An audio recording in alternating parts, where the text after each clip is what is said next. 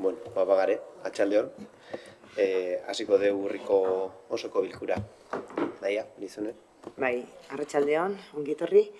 Eta, lehenik eta behin, hasi horretik jakinarazten dizuet, erregistro bidez sartu dula Maitane Alvarez zinegotziak, Euskadiko tokiko erakundei buruzko 2016 legean 25. artikuluko 6. paragrafoan den arabera, amatasun egoeraz dagoenez, bere botuaren delegaritza egiten dio Adurreten Arrori, eta, bozka beak emango du, beraz, Adurren bozkak bi balio izango ditu, bale?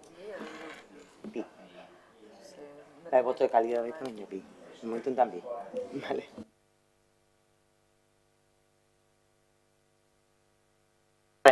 Azten geha, 2025ko, irailako 25ko udalbatzarrak egindako ohiko batzarraren aktarren zirriborraren onarpena.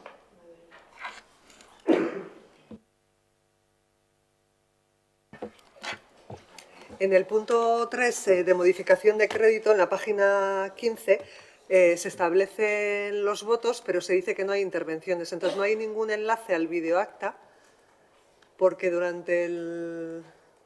por lo menos en el que yo tengo, no sé... En la página 15.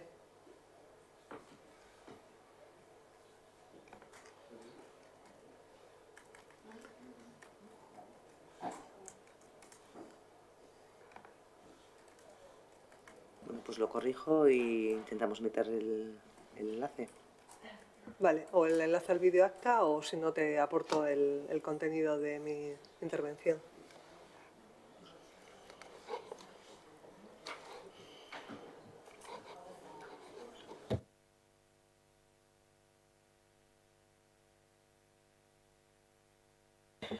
Vale, bestela hori zuzenduta, aldeko bozkak. Bale, hau batez onartuta gelitzen da. Bigarren puntu izango litzateke 2026ko autotaxien tarifak onartzea, 2025 ITAF 000 bat espedientea.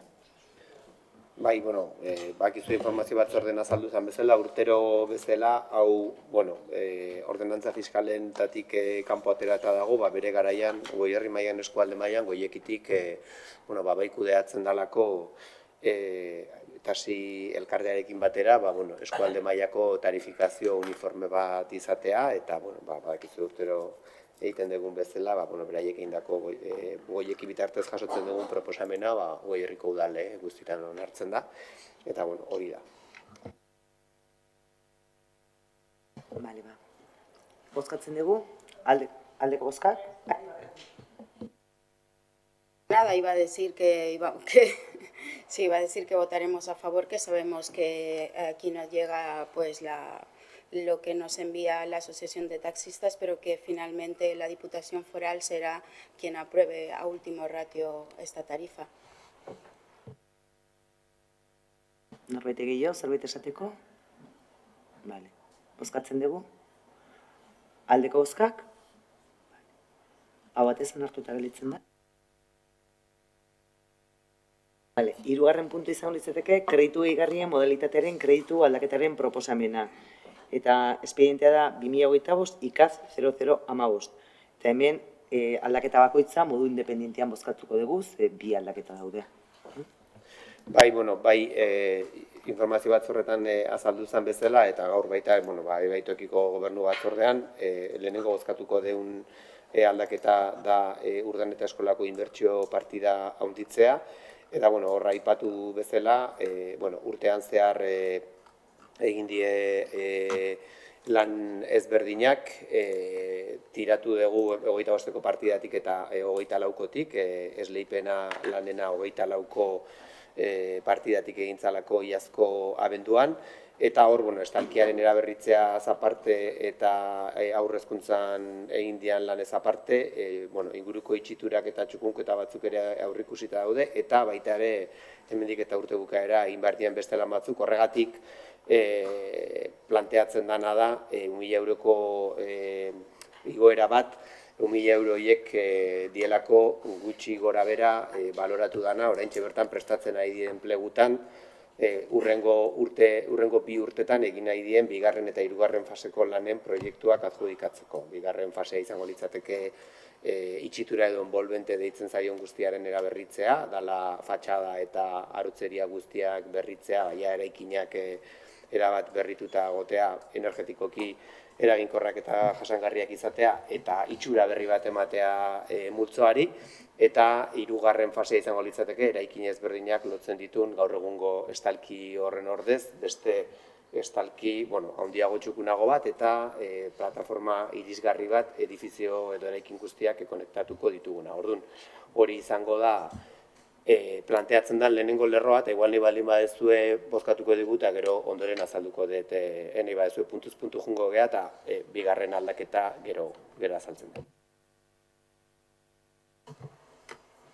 Nosotras votaremos a favor, aunque seguimos con presupuesto prorrogado. Hasta aquí hemos sido bastante prudentes al momento de ir a aprobarlos cada mes, pero en esta ocasión vamos a votar a ambas propuestas a favor, porque entendemos que se enmarcan en los supuestos que justificarían estas modificaciones. La primera, pues entendemos que es sobrevenida de una primera obra y que necesita hacerse esa actuación, y la segunda también, que lo justifica el informe que ha enviado la técnico correspondiente. Por lo tanto, votaremos a favor de estas dos propuestas de modificación de crédito. Eta nik egituko nuke barkatu, baita eskertzen dela azkenean separatuta ekartzera animatu beha, osea, hori noizbait askotan hitzein izan dugu eta eskertzen da horrela ekartzen. Bale, ordu mozkatzen dugu. Aldeko bozkak. Hau batez, onartuta gelditzen da lehenengoa. Bai, eta bigarren puntua da, bi gai betetzen ditu edo bi gai lotu nahi ditugu honekin, izango litzateke larrialdi etxebizitza erosketa baterako, kreditu bat sortzea. Egia da aurretik ere, hemen, jakitearren ordizialantzenek sustatu zituen babes ofizialeko etxebizitzetan, azkenen horregintzean esleipen ezberdinetan, libre gelditu zen, ez gaitasuna duten pertsonentzat erreserbatutako, adaptatutako, beto esan da, egokitutako etxebizitza. 25 etxebizitzetatik bat erreserbatu behar da, eta 28 justo 25 etxebizitza daude, eta orduan bat be etxebizitza da egokitutakoa. Bere garaian kontsulta egintzan etxebizitza sailean ea udala geratu ziteken erosi zezaken etxebizitza hori, egokitua dalako, eta baiezko erantzuna jaso genuen beti ere erabiltzen baldin bazan ez gaitasuna duten pertsonentzat, aldaketarekin atxiki izan gizarte zerbitzutatik egindako txostena, aderaziz zeatik dan beharrezkoa egokitutako etxebizitza bat, eta zergatik erosiko genuken etxebizitza hau, ez? Gure udal etxebizitzen parkea egia esan nahiko zarkituta dago, bere garaian Filipinak 13koa igogailua daukan bakarra egokitu zen, eta egia da guztietatik hoberena dagola, komuna eta egokitu zian baita ere, mugikortasun arazoak dituzten pertsonentzat, baino ez da legeak jartzen dituen dimentsio guztiek betetzen dituen etxebizitza bat, hau bezala, ez? Hasieratik eta proiektutik dagolako pentsatuta irisgarritasun baldintza guztiak betetzera. Etxebizitza ordizialantzenena da, eta hor badakizue ordizialantzenek ere baditula bere maileguak oraindik ordaintzen ari geanak, eta tartean ere horiek ordainduta posible izan da bisesari lagapenak egitea, eta bere garaian 85.000 euroko aurrerapen bat edo mailegu bat eman genion etxebizitza honen erosketaren olako nolabait esateko antizipo bezala, orduan orain bai planteatzen dugu faltadan zati hori gehitzea eta etxebizitza hori erostea harrera pisuen parke horretan integratzeko.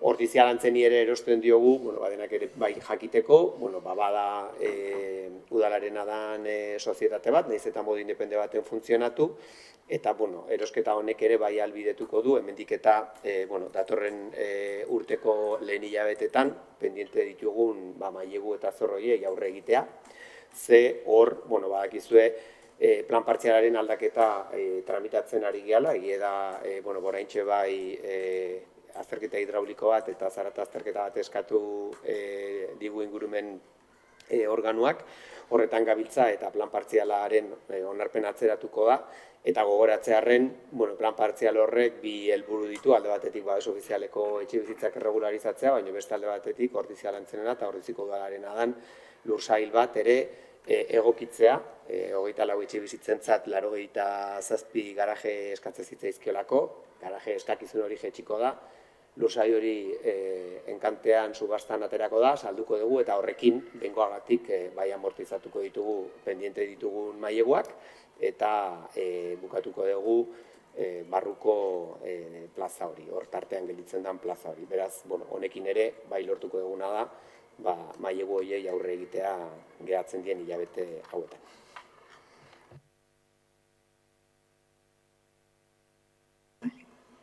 Zerbait esateko? Bozkatzen dugu? Aldeko bozkak? Hau batez onartuta gelditzen da. Laugarren puntua izango litzateke 2025-0013 kreditu gehigarrien espedientearen berri ematea eta ebazpena da 2025/1627.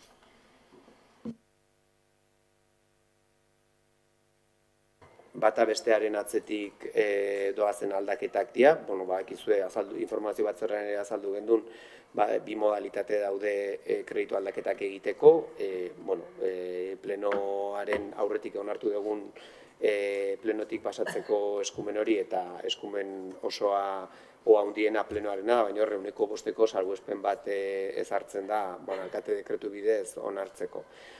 Bai saiatzen geha, alkate dekretu bidez onartzen dien horiek beti ere independenteki kontu ematen da plenoan, eta modalitate hori erabiltzeko arrazoia beti izaten da nolabait urgentzia dagoela diru hori erabili ahal izateko, ez dakit zergatik, baina araudian ezarrita dago dekretu bidez onartzen dian aldaketa hauek hurrengo egunetik bertatik erabilgarri daudela eta aurretik onartu dugun kreditu espediente horrek 15 eguneko epealdi bat dauka, aldizkari ofizialean argitaratu behar da eta 15 egun horiek pasatu arte ez dago erabilgarri. Orduan horrek bai suposatzen du batzutan atzerapen bat gai ezberdinetan eta horregatik informazio batzorretan azaldu zen bezala, bai laugarren puntu hontan eta bosgarren puntu hontan ematen dien aldaketa txiki horiek planteatu dira, zeuden lizitazioi eta kontratu txikiei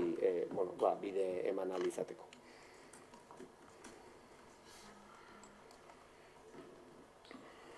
Zerbait adierazteko? Kontu ematen da, eta suposatzen dut, bosgarren puntua ere, aldurra komentatu du, baita egora berdina. Dekretua izango litzateke 2025/1628 dekretua. Jakinen gaine gelitzen zate. 6. puntua izango litzateke kontu hartzailearen ingerak, eta izango litzateke espedienteak 2025/22 eta 23, eta ebazpenak 2025/1578 eta 1581. Kontu eman da gelitzen da. 7. puntua izango litzateke 2025ko irailean zehar sinatutako alkatetzako dekretuen berri ematea, eta zenbakiak B25.012-tik B25.652. Guk bai, bat bakarra. Hor dago lorezaintza zerbitzua etetea dekretu bat, albaldin bada jakin edo bestela idatzi zerantzun, zertan datzan, edo ze zerbitzu eten dan, edo... Apuntatuta daukazu, Bai, esan lasai, aldetut. daukazu zenbaki esaten badiazu. B25/17 hori, kodigo hori edo hurrengoa. Bai, jazta, horrekin. Vale, perfecto. Bai.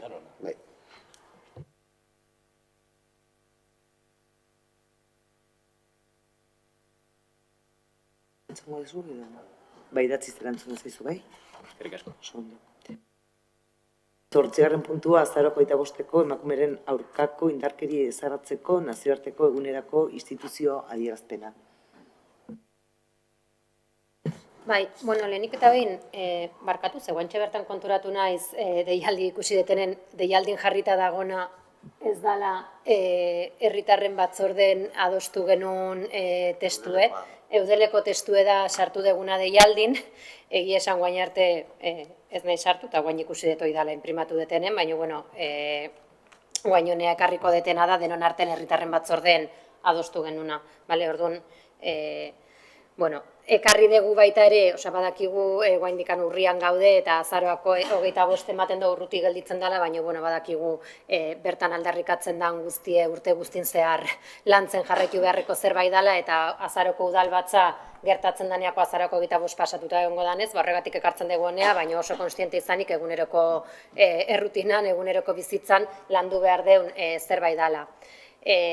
Badakigulako gaur-gaurko zindarkeria matxista, guaindikan gure gizarten pairatzen jarraitzen dugun egoera bat dela, eta testuinguru hortan indarkeria matxista jasaten dituzten pertsonak, emakumeak, bakartzeko eta itxilarazteko joera dagoela, eta honek azkenen biktimengat ziurgabetasun sentsazioa areagotzen duela. Badakigu, testuinguru honetan komunitatea sortzea ze garrantzitsu edan, batez ere komunitate feministak egiten duen lana, prebentzio lana eta esku hartzea. Udalok ere erantzukizun zuzena daukagu auzi honetan, komunitateak sustatzen, prebentzio lana indartzen eta esku hartzean. Eta hori horrela izanik, pixkat irakurriko ditut denon artean herritarren batzordean adostutako udalaren konpromisoak. Udalaren politika sektorial guztietan, ikuspegi komunitarioa, berdintasunekoa eta aniztasunekoa txertatzen jarraitzea ala nola hiri hezitzailea moduko programen bitartez. Indarkeria matxistak, egiturak, hizkuntzak eta botere harremanak zeharkatzen dituzten forma simbolikoak eta instituzionalak ere hartzen dituela onartzea, indarkeria mota hauek askotan normalizatua daudela eta edozein eremutan gerta daitezkela kontziente izatea, baita arlo politiko eta instituzionalean ere, eta horregatik Ordiziako udala konpromisoa hartzen du horrelako dinamiken prebentzio lanean jarraitzeko, errespetuan, entzutean eta erantzukidetasunean oinarritutako kultura politikoa sustatuz, emakumeen benetako berdintasuna eta ekarpenari aitorpena emanez. Horretarako, eguneroko jardunean kontuan hartzen jarraituko dugu emakumeen eta gizonen arteko berdintasunerako 2025-2029ko barne plana eta udaleko langile batzordeko ordezkariarekin batera landutako lan eremuan sexu jazarpenari eta generoan oinarritutako jazarpenari aurre egiteko Ordiziako udalaren protokoloa. Bestetik, zaintzaren inguruko ikuspegi komunitarioa sustatzea, ala nola, zaintza maila bezalako dinamikekin, Ordizia hiri hezitzailea, indarkeria matxistaren maila, goazen Ordizia eta horrelako programen bitartez. Ordiziara iritsi berri diren pertsonei zuzendutako harrerarako ongietorri programa indartzen jarraitzea eta emakume migratuen ahalduntzea indartzen jarraitzea, ikastetxeekin batera prebentzio lanean jarraitzea, hezkidetza programa indartuz, azaroaren 25-aren inguruko sentsibilizazio kanpainak indartzea, sentsibilizazioko eta kontzientziazioko esku hartze pedagogiko batzuekin urte osoan zehar. Tokiko mugimendu feministak indarkeria matxistako kasuen aurrean bultzatzen dituen mobilizazio guztietan laguntzea eta beraiekin etengabeko hartu emana izaten jarraitzea.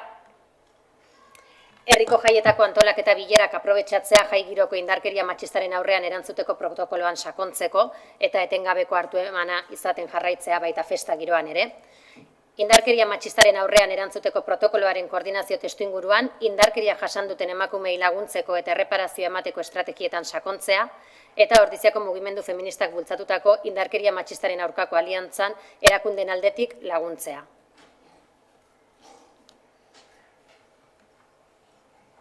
Desde nuestro grupo queremos reconocer el valor de que este año el texto institucional del 25N dé un paso más y visibilice también las otras formas de violencia simbólica. Durante mucho tiempo se ha hablado solo de la violencia más visible, las físicas, las directas, pero existen otras más sutiles, más normalizadas, esas que se cuelan en los gestos, en las palabras y en los silencios. Violencias que también hieren, aunque no dejan marcas en la piel y que se reproducen en espacios cotidianos, incluso en los institucionales. A veces pasa algo tan simple y a la vez tan significativo como esto. Una mujer se anima y más que eso se atreve a contar en un grupo cómo se ha sentido ante una situación. No acusa, no dramatiza, solo expresa una emoción con serenidad y con el deseo de hacerse entender. Entonces un hombre responde Basta ya de victimismo, o eres de lágrima fácil, siempre lo llevas al terreno personal, como si expresar lo que una siente restara validez a lo que dice, y el grupo calla. En ese momento, que podría parecer insignificante, encierra una de las formas comunes de violencia simbólica, la que desautoriza la emoción de una mujer y pone en duda su palabra. Expresar los sentimientos cuando lo hace una mujer sigue percibiéndose muchas veces como un signo de debilidad. Desde una mirada patriarcal se confunde la expresión emocional con victimismo, como si sentir fuera una falta de razón o una pérdida de autoridad. Y ahí está precisamente el núcleo de la violencia simbólica, convertir la emoción en un argumento para restar legitimidad. Porque cuando ese hombre respondió, eso es victimismo, eres de lágrima fácil o siempre lo llevas al terreno personal, no fue solo una reacción, fue la expresión de una frontera simbólica que aún separa lo que las mujeres sentimos de lo que se nos permite decir en público. El silencio del grupo no es un detalle menor. A veces es incomodidad, otras veces miedo o costumbre. El silencio también habla y aunque en sí no sea la violencia, termina, aunque no se quiera, siendo el terreno donde la violencia simbólica se sostiene. Cuando nadie interviene, el mensaje que queda es que esa desautorización tiene cabida y sin quererlo valida la ofensa. Así la emoción se convierte en un motivo para desautorizar la palabra de una mujer. Y cuando nadie rompe el silencio, se refuerza el mensaje de que no tiene derecho a decir lo que siente. Y es mejor no hablar y que lo prudente quizás sea callar. Y cuando estas actitudes se repiten también en los espacios públicos o institucionales donde deberíamos dar ejemplo, esa violencia simbólica se vuelve aún más grave. Para hacerle frente bastaría algo tan humano, tan sensible, pero tan valiente a la vez, como que una voz, quizá la de otra mujer, se alzara para decir: solo ha dicho cómo se sentía. Esa frase podría haber cambiado todo, porque cuando una es mujer sabe muy bien lo que significa que esa frase no se diga. Quedarse sola otra vez frente a un silencio que pesa más que las palabras que la hirieron. Esa es la violencia simbólica, la que no se grita, pero cala, la que no se ve, pero deja huella, la que se disfraza de normalidad y se alimenta del silencio. Por supuesto, votaremos a favor de esta declaración porque creemos que reconocer estas violencias es un paso imprescindible. Y lo digo también desde mi experiencia. Sé lo que cuesta decir, lo que se siente, sin que nadie traduzca esa emoción en debilidad. Por todo eso, todas, todos y todes estamos llamados a visibilizar las violencias simbólicas para que nuestras emociones no sean vistas como un problema, sino reconocidas como una forma legítima de expresión y que nunca más el silencio del grupo pese más que la voz de ninguna mujer.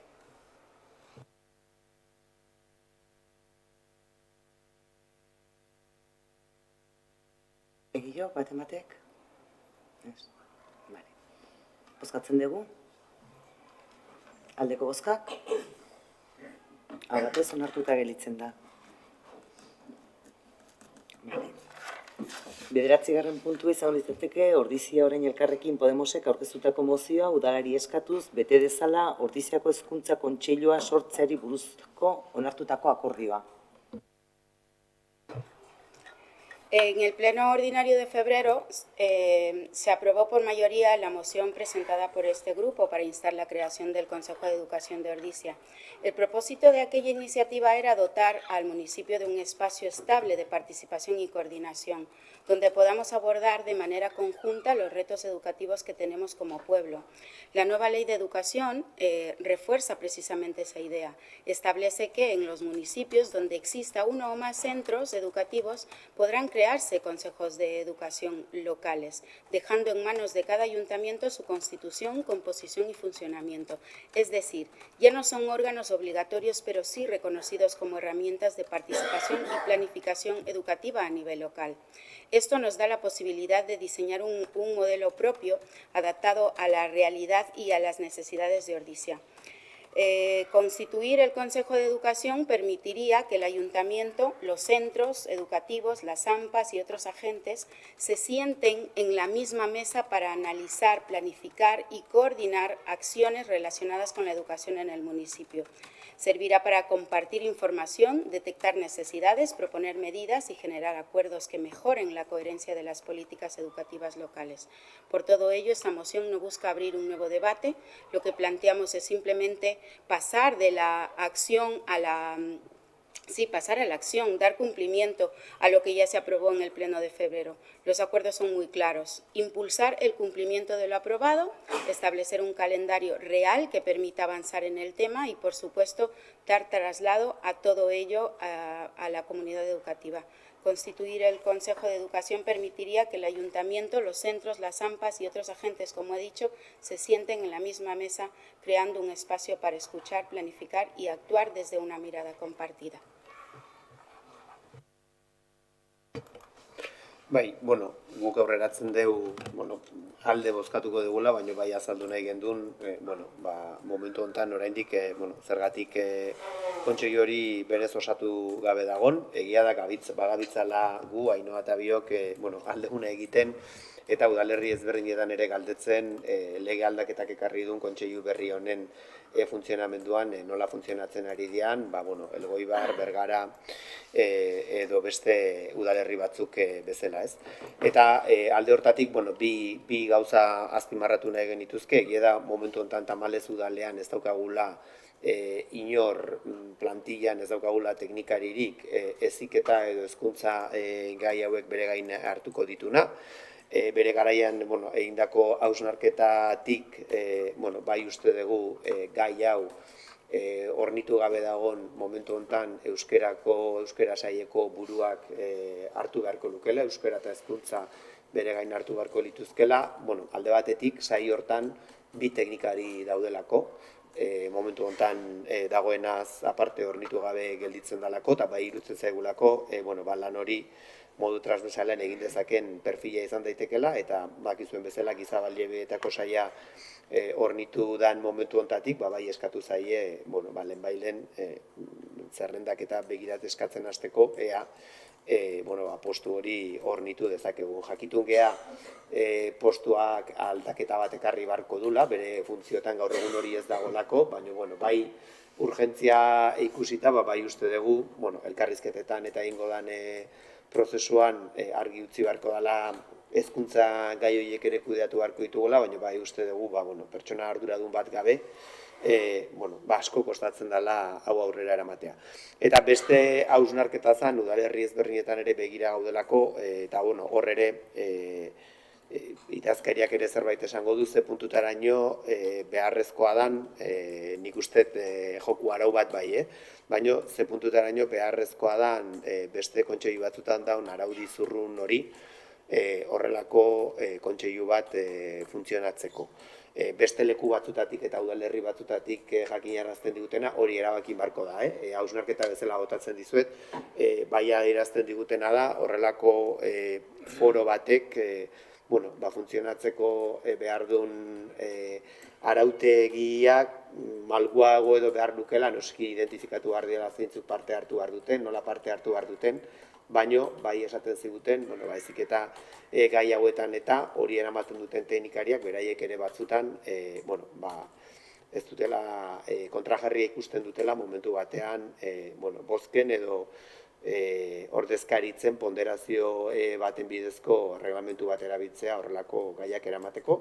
Eta gero, lotura bat edo behintzet bere gora berakin edo, baino ordizian urte luzez hiri hezitzailea bezalako proiektu bat martxan badago eta ikusi beharko genuke benetan hau nola uztartzen den hiri hezitzailea bezalako proiektu batekin, ze benetan landu behar dien balore horiek hiri edo herri batek hezitzailea izan behar duenean maila askotan partekatuk die eta eragileak ere esango nuke guraso elkarteak kenduta eragileak berdin-berdinak izango liratekelako, ez? Beraz, saiatuko gea hemen aipatzen den hori lehenbailen martxan jartzen, nik uste denon interesa dalako, eta ea lortzen dugun baita ere, udaleko plantilla organikoan ere arduradun bat izatea, gai guzti hauek pixkat bere gain hartuko dituna. A ber, guk alde bozkatuko dugu, otsailean hartu genuen Ordiziako Hezkuntza Kontseilua sortzeari buruzko mozioa berrestea delako, gaurko proposamena, eta guk beraz aldeko botoa emango dugu. Uste dugu beharrezkoa dela aurreko akordio hura gauzatzeko urratsak ematea eta hezkuntza arloko partaidetza sendotzea Ordizin. Horratio, guain ere, hau da azken finen berrestea delako aurreko aldin genuen otsailean. Pues vamos a votar en favor, también lo expliqué en febrero. Es una propuesta que nosotros iniciamos en el año 2020 y que en su momento fue rechazada por Ordizia Orain y por Bildu. Y ya han pasado 5 años y seguimos pensando que es necesario integrar a todos los participantes, porque no vamos a poder construir ni dar una solución al problema sin estar todos presentes. Entonces, nos parece más que necesario que lo pongamos de una vez en marcha. Creo que en otros momentos ya hemos debatido de la no obligatoriedad, de la voluntariedad, en este caso. Hemos trasladado la consulta, no se nos ha respondido, entonces sigo opinando que tenemos que tirar para adelante con el proyecto que creemos que tenemos que llevar a cabo en Ordizia, y si nos tienen que contestar más tarde ya nos contestarán. Y no debemos de esperar tampoco a lo que pasa en otros pueblos, porque creo que las circunstancias que tenemos en Ordizia pues son especiales, entonces por eso vamos a votar a favor.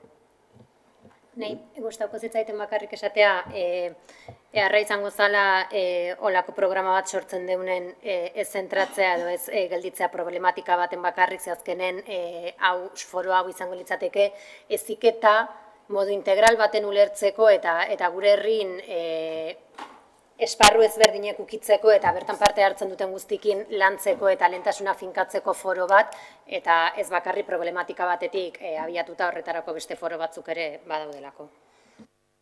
Nik bakarrik, Ana, ez aipatu duzuen horri nabardura bat, guain dela 5 urte genukan markoa erabat ezberdina zan, planteatzen zan, besterik gabe argitzearren, planteatzen zan kontseilu hori, naiz eta osatuta ez egon udal askotan, ura bai izan derrigorrezkoa, baina hori eskola kontseilua zan, eta guain, jauzi bat planteatzen da, kontseilu hau, heziketa kontseilua deitzen zaiolako, irikiagoa dalako zentzu hortan, eta esan, ez gaudela beste udalerrietan zer egiten ari dianaren zai, baizik eta gu baino aurreratuko dauden udaloietan, eta kontseilu iriki bat hain irikia duten herri batzutan, kontutan izan hezkuntza formal komunitateaz gain, hezkuntza ez formal haren uniberso guztia ere sartzen dela forontan. Orduan, erabaki beharko da nola egiten dugun denak batera sartzen ditugun edo progresiboki goazen, ze denak dakizue,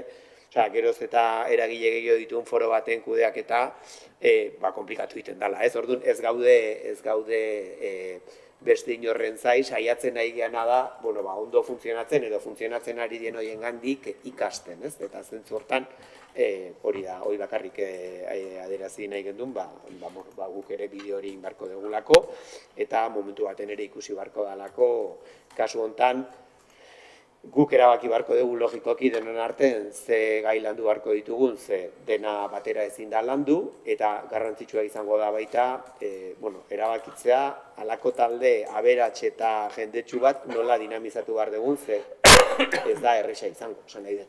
Ez da erresa izango jende asko nahastu behar gehalako, eta horri kudeatzek eskatzen dulako gaitasun esango luke gaur egun ja profesional bat.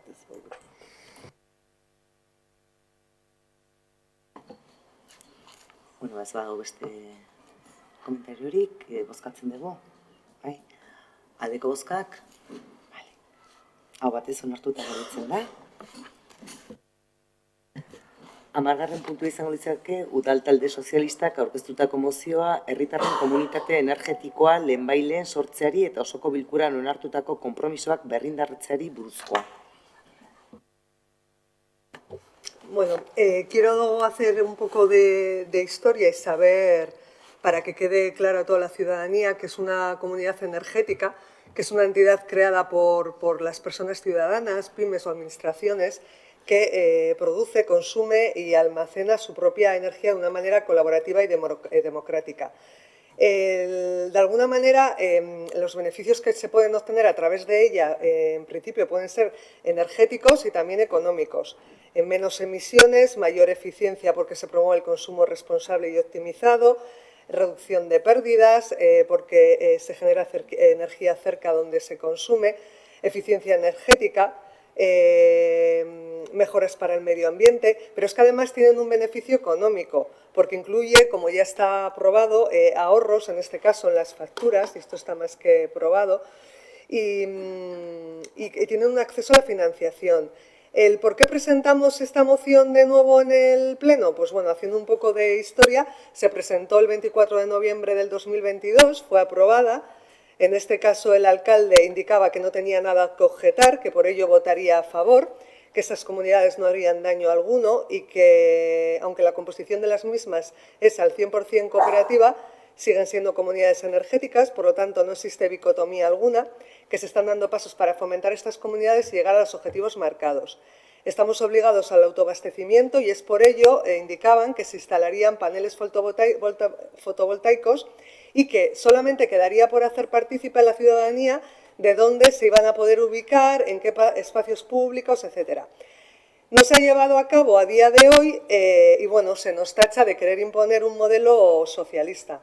Entonces, nos preguntamos a ver si en 2022 no lo era. Lo que sí que está claro que es el modelo de la Diputación de Guipúzcoa y que es aceptado y aplicado en el 70% de los municipios de Guipúzcoa. Entonces, no sé, preguntamos, ¿qué es lo que nos gusta de este modelo socialista que ha sido aceptado por el 70% de los municipios? Se comenta que es que se están estudiando en Goyeki otras opciones, ¿no? Entonces, no entendemos por qué una cosa no quita la otra, no impide que se pueda actuar individualmente y que luego se puedan utilizar otras vías. Así se han realizado, por ejemplo, en municipios cercanos como La Berría, Zerain, Ormaiztegi, Arama. Y, por cierto, también pues hemos estado mirando otros ayuntamientos de H. Bildu con comunidades energéticas y tenemos Zerain, Zestoa, Zizurkil, Zumaya, Andoain, Bergara, Escoriaza, Irura. Entonces, seguimos pensando, y por eso lo hemos vuelto a traer, que se está hurtando a la ciudadanía de Ordizia los beneficios que ya están obteniendo cientos de personas ciudadanas en toda la provincia. Entonces, lo que presentamos con esta moción es reactivar lo que ya se aprobó y que se cumpla con ese calendario, con unos compromisos claros, que de una vez por todas haya una reunión, en este caso, con el Departamento de Sostenibilidad de la Diputación Foral de Guipúzcoa, con el objetivo de impulsar estas comunidades y que se estudie pues todo lo que se necesita a nivel técnico, a nivel económico y que hagamos un seguimiento. Y por eso hemos presentado la moción de nuevo. Oso ondo, nik informazio batzordetan adierazi nahi nun bezala eta berriro berresten dut, eta zuen mozioa irakurtzea besterik ez da, ze propaganda hutsa da, zentzu batean, esan nahi dut norabide bakarrean eta zuen alderdiak martxan jarritako ekimen bat kosta ala kosta momentu batzean publizitatzeko ekimen bat, gehiago, sakontasun gehiagotan sartu gabe, ez? Zuk aipatzen dituzun ehuneko 70 komunitate energetiko horiek ez dira guztiak aldundiaren eredu horretan baitan sartzen dianak, ze aldundiak ere diru laguntza bidez laguntzen ditu bestelako proiektu de komunitate energetiko batzuk. Beraz, noski, txalogarria da aldunditik egin daiteken edozein diru laguntza deialdin bidezko sustapena, hori ez dugu inoiz ukatuko, baina gero hor badago aldundiak espresuki jartzen duen TEC edo JEC deitzen zaien modeloa.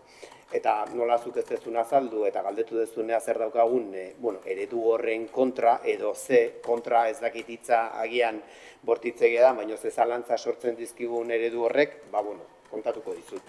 Eredu horren atzean dago Edinor, dala Repsolen enpresa bat.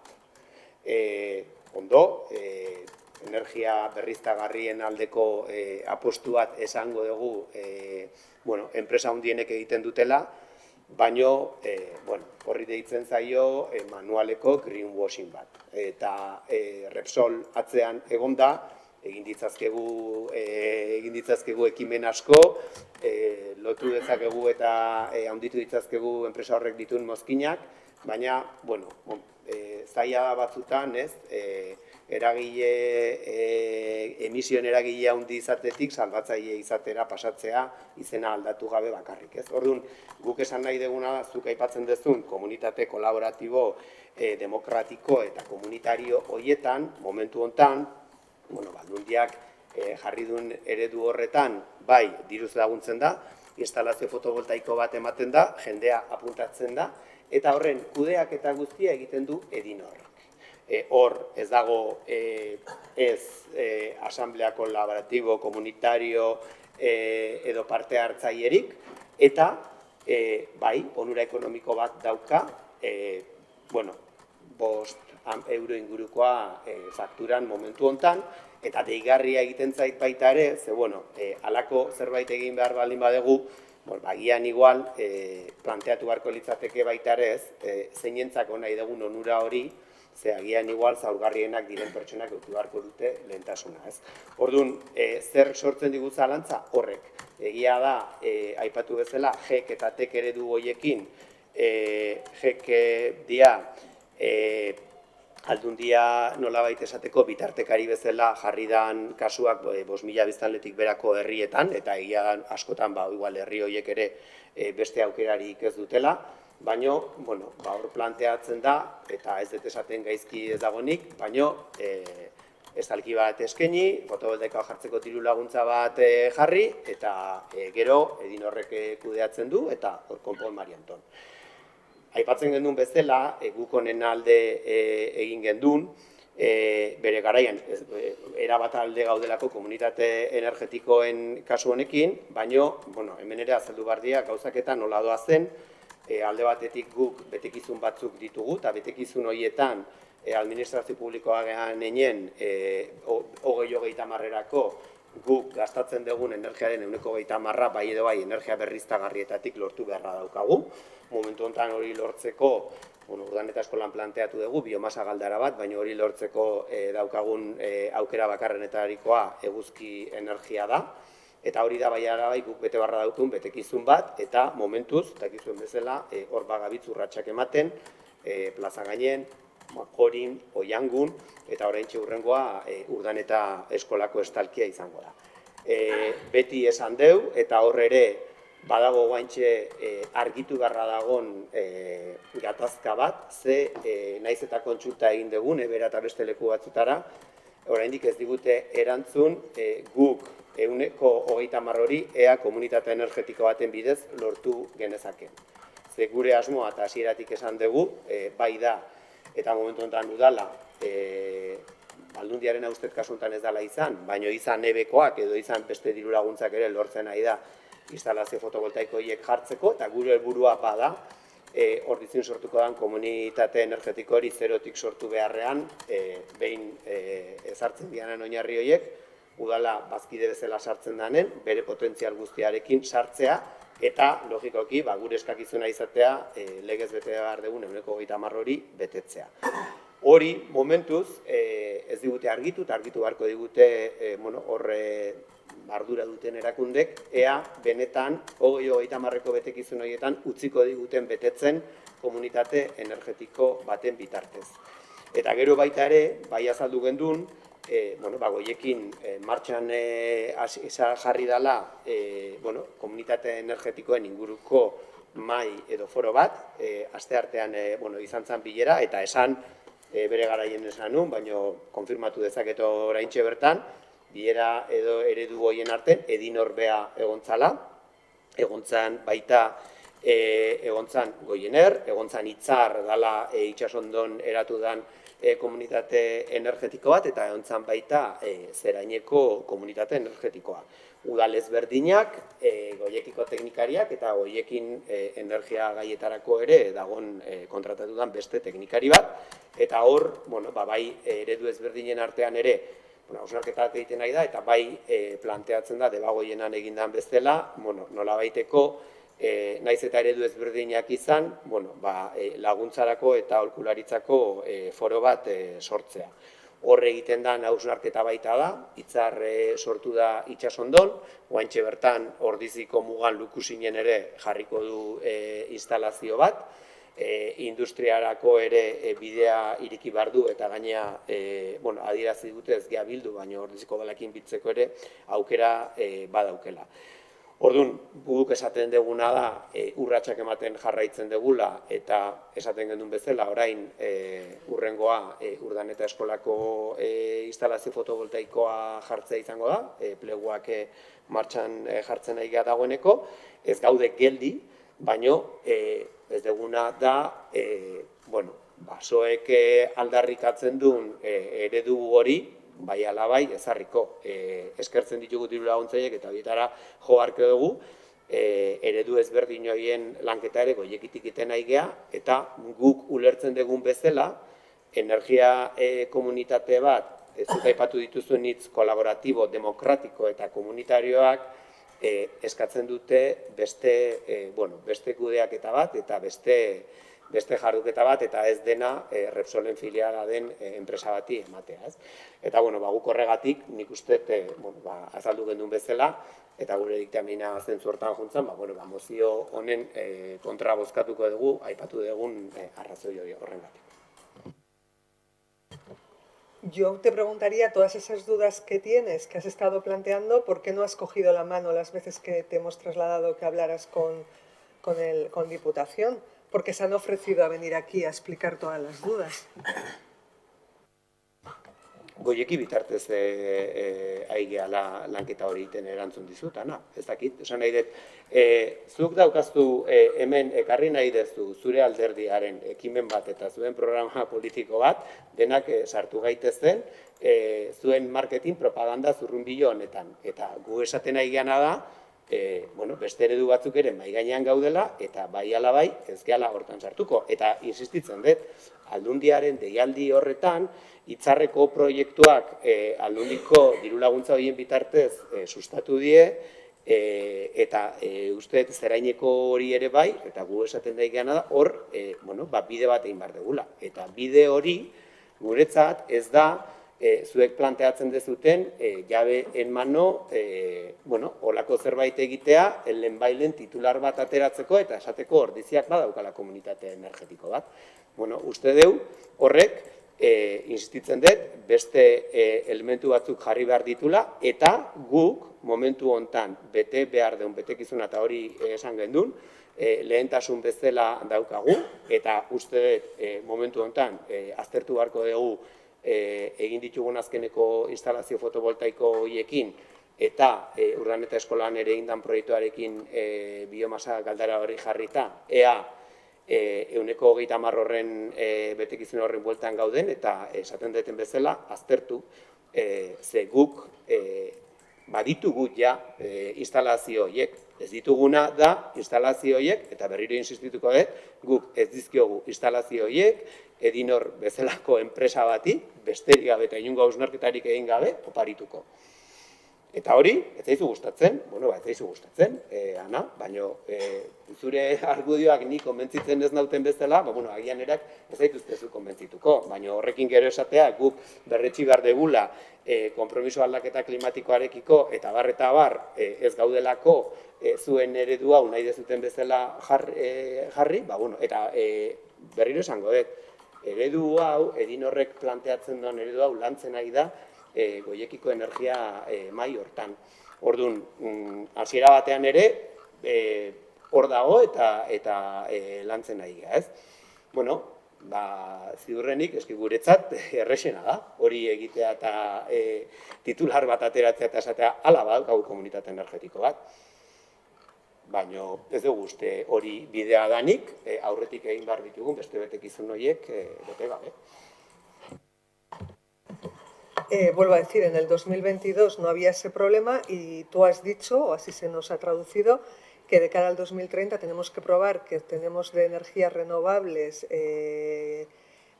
que si el 30% de las energías se pueden obtener de las comunidades energéticas, pero no nos han respondido y nuestro objetivo es cumplir ese 30%, nos has vuelto a decir, no nos lo han esclarecido y necesitamos que nos lo esclarezcan para saber si lo podemos realizar a través de estos medios o no. Entonces, vuelvo a decir, antes os valía, ahora, antes de traer esta moción, os insistimos en daros toda la información posible de primera mano y ni siquiera se ha aceptado. Y la realidad es la que es, que tenemos un montón de pueblos en los que se ha instalado, incluso pueblos de la comarca que pueden estar viendo otras alternativas, y aquí ni siquiera hemos tenido esa reunión y esa información. Entonces, lo que en un momento sí que valía y se veía factible, ahora ni siquiera estáis dispuestos a obtener la información. Entonces, sí que pareciera que es más una postura a partir de una determinada fecha en los municipios política, porque durante un tiempo sí que ha valido y ahora no. Entonces, lo que no me gustaría es que fuera una postura política y estuviéramos privando, en este caso, a la ciudadanía de estos beneficios que están obteniendo en otros pueblos porque hubiera habido un cambio de guión. Es lo único que quería decir. Nik uste gidoi aldaketa ez dala egon, eta hemen postura politiko bat baldin badago zurea da. Barkatuko diazu. RQR etengabea izalako defenditzen zurea eta zure aldertearean eredua bakarrik.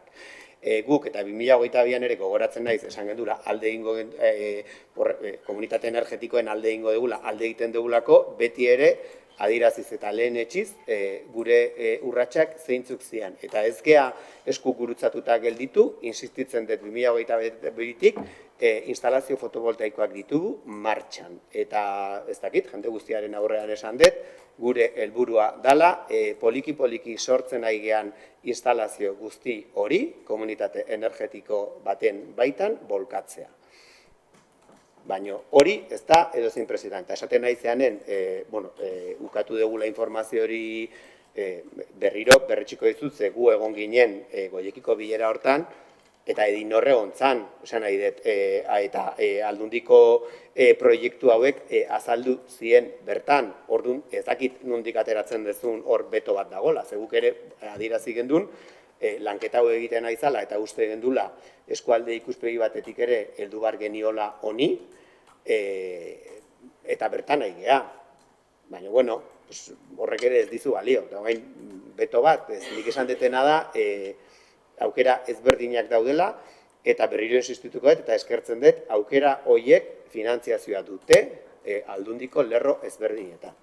Hor, baino, aldundiak bai proposatu du sistema errez, oso errez bat, hain erreza Repsolena dela, berriro insistituko dut, jaben mano esaten da bat, nun pertsona batek bakarrik egin behar du apuntatu. Eta lortu behar du bere fakturan 5 euroko aurrezpen bat, ze hori ere esan beharra dago. Aurrezpena da, ez detukatuko, baina 5 euroko aurrezpen bat bere fakturan. Eta hori badakigu, udaletxoetako jendea bere udalerrietan parte dalako, eta adirazi digutelako. Eta funtzionamentu horrekin ere, kritikoak dielako, ez dutelako, ez erregin behar. Orduan, irutze zait baita, berriro institutuko komunitate energetiko bat sortzea, zerrenda bat egitea, por cierto, inungo behar gehien duten inungo pertsonak aukeratzeko lehentasunik ere jarri gabe, eta zuzenean deskontu bat lortzea, Repsolek saltzen digun energia berde baten menpe, eta hor bukatzen da, herritarrak edo komunitate hortako partaidek, kooperatibista batek edo daukan egiteko bakarra, niri pertsonalki nahiko sistema antzua irutze zait. Hori bai, esateko energia berriztagarrien alde gaudela, perfectoa. No, solo voy a decir una frase y es que dices que defiendo mi partido, no estoy defendiendo el mandato plenario, porque se aprobó. Nik hori ere adierazten izun, eta guk ez dugu esan inoiz, eta ez dugu esango, eta horretan nahi gea, komunitate energetiko baten alde eta komunitate energetiko bat ez duguna sortu nahi ordizian. Beste gauza da, zuk nahi dezun eredu bakar hori sortuko dugunik. Hor dago talka.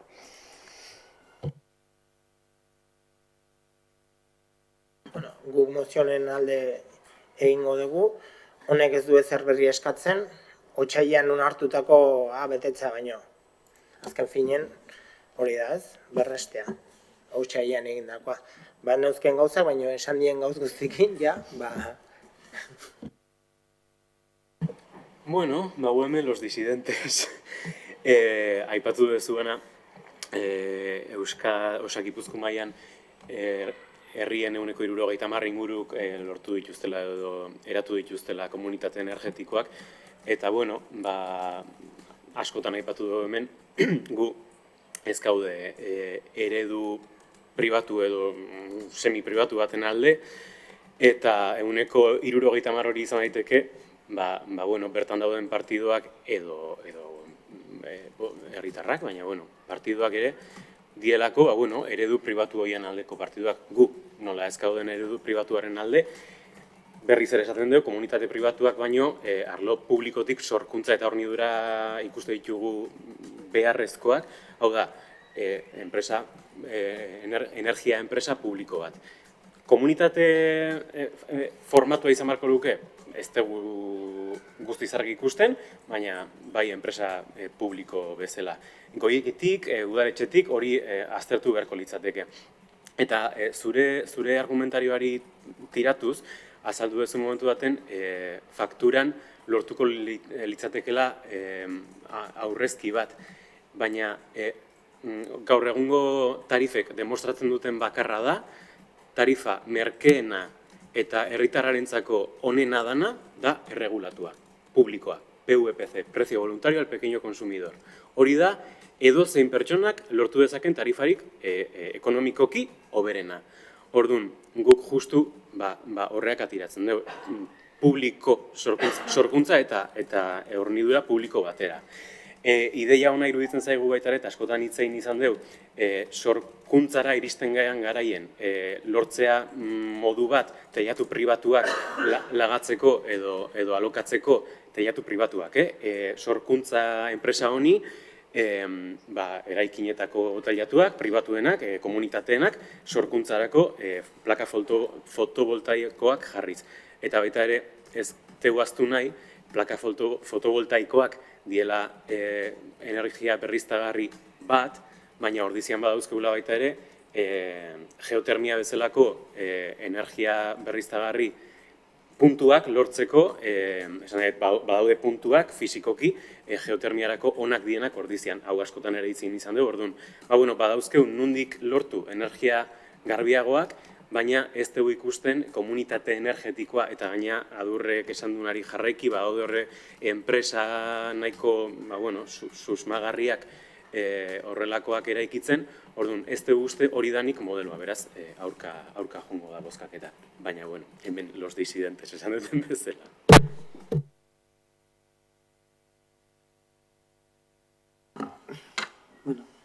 Bozkatzen dugu.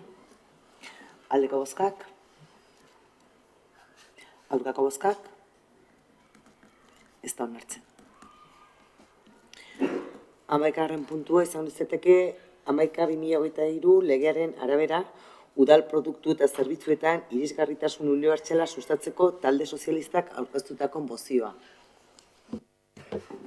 Lo explicaba en comisiones, esta moción viene en cumplimiento de la Directiva Europea 2019-882 y la Ley 11-2023, que entró en vigor el pasado 28 de junio de 2025 y supone un avance normativo decisivo en materia de accesibilidad universal. Se establecen las obligaciones concretas para garantizar que los productos y servicios sean accesibles para todas las personas, incluidas aquellas con discapacidad, en condiciones de seguridad, autonomía y comodidad. La accesibilidad universal implica que en entornos, productos y servicios sean comprensibles, utilizables y practicables por todas las personas, incluyendo la accesibilidad física, visual, auditiva y cognitiva. Estas obligaciones afectan a múltiples sectores, entre ellos, sobre todo, el comercio electrónico, los servicios bancarios, transporte de pasajeros, comunicaciones electrónicas, servicios audiovisuales, redes sociales, suministros básicos como electricidad, gas, agua, páginas web. Se contemplan algunas excepciones para microempresas y productos que ya están en el mercado que tendrán una adaptabilidad en el tiempo.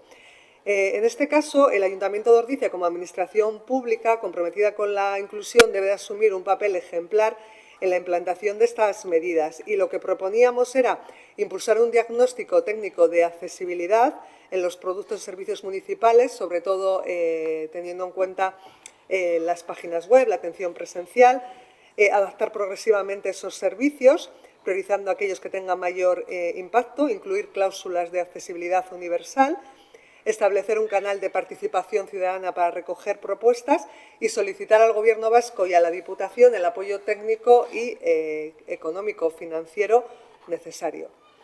Y, por otro lado, dar traslado de esta moción a los departamentos municipales implicados, al Consejo Vasco de Personas con Discapacidad y a las asociaciones locales que trabajan en el ámbito de la inclusión.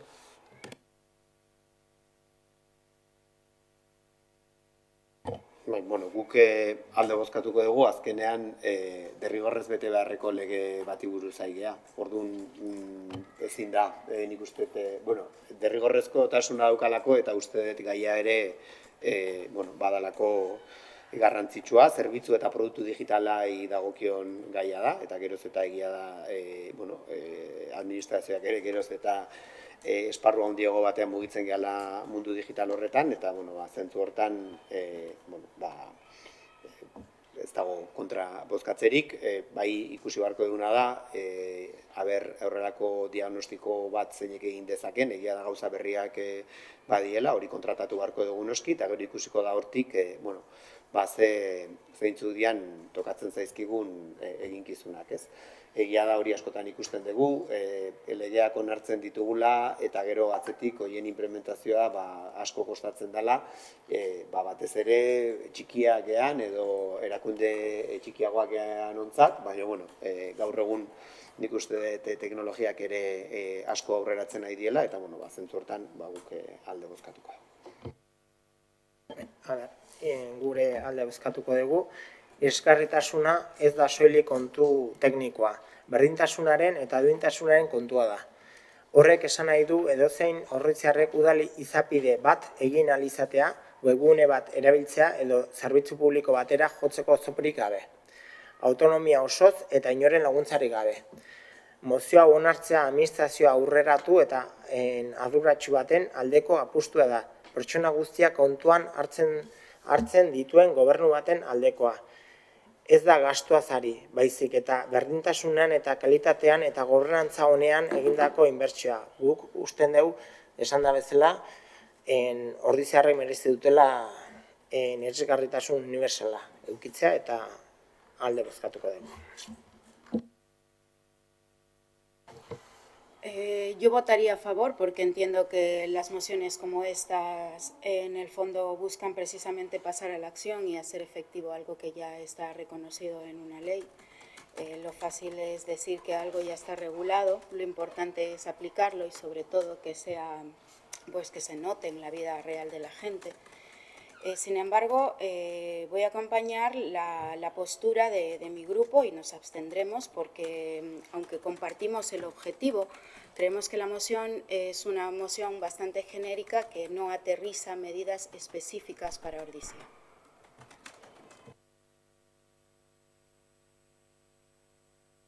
Vale, negazute ez da esateko eta bestela bozkatu egiten dugu. Ana, ¿algo tienes que decir? No, es vale. una normativa que los técnicos tendrán que desarrollarla. No podemos hacer un análisis aquí exhaustivo de todo el articulado. Por eso se establece que se ofrece la ayuda técnica, en este caso, y económica, para poder desarrollarla. Entonces ahí nos irán indicando exactamente sobre qué tenemos que incidir para que pueda llegar a toda la ciudadanía de una manera accesible. Por eso no está aquí todo el desarrollo, es un trabajo técnico. Lo que pedimos con la moción es que se adecúe a esta ley que ha entrado en vigor en junio del 2025 y se ofrezca esta accesibilidad. Y creo que tenemos además, en este caso, para las páginas web que ya están implementadas, creo que tenemos un plazo para ir adaptándola, que espero no agotemos, hasta el 2030, porque no es de nueva creación, sino que ya está adaptada, pero habrá que ir dando pasos para seguir adaptándola. O sea que lo que se trata en el tiempo es de ir adaptándola, de que realmente lleguemos a ese colectivo de personas y puedan actuar de manera autónoma sin necesidad de acompañantes. Perfectamente entendible. Lo único, muchas veces traemos a este espacio mociones que al final lamentablemente no podemos concretarlas y para de alguna manera evitar que esta también sea una de ellas, pues nuestra postura es esta, abstenernos y pues por supuesto que estaremos de acuerdo en su día cuando se concreten medidas específicas. Vais a tener nuestro voto a favor seguro. Bale, bozkatzen dugu. Aldeko bozkak. Bale. Abstentzioa. Bale, oso ondo. Onartuta gelditzen da, bai. 12. izan zeta EAJ-PNV aurkeztu eta Ortizia orain Elkarrekin Podemos eta Udal Talde Sozialistak izenpetzen duten eskaera idatzia Altamira auzoko irisgarritasunari buruzkoa. Bueno, sartu du idatzi bat, Altamiran atzemanten den arazo bati erantzunez, bertako biztanleen adina eta adinekin lotutako mugikortasun zailtasunak dituzte, berrezkotzat jo dugu egoerari zuzentzeko neurrik hartzea, eta helburua da auzoko pertsona guztien eguneroko bizitza erraztea. Batez ere, mugikortasun urriko bizilagunena, horretarako mugikortasuna hobetzea baliabide egokiak jarri behar dira. Hala nola, adibidez, igogailu baten instalazioa. Guk ekartzen deun proposamena da, hastea ia, behingoz edo eustea, behin, hastea Altamirako igogailukin. Hori da gure proposamena egin deuna, eta ezakit zer...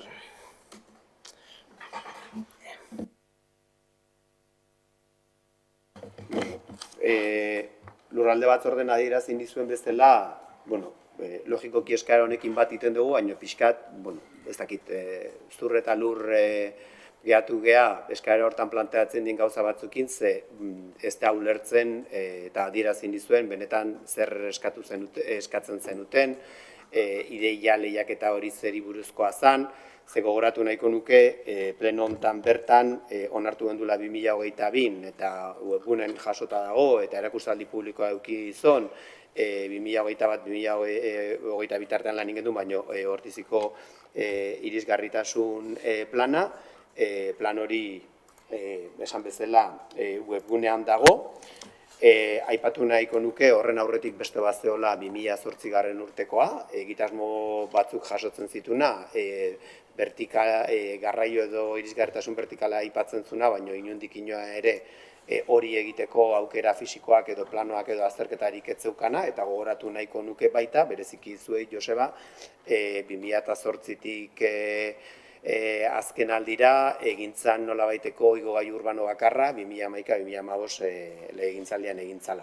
Baina berriro diot, pixkat harritzen ditena da, hemen onartutako irisgarritasun plan honek eta pixkat memoria freskatzeko, herri guztia hartzen zon bere azterketa eremu hortan, eremu guztik aztertzen zitun, eta logikoki bereziki Altamira auzoa.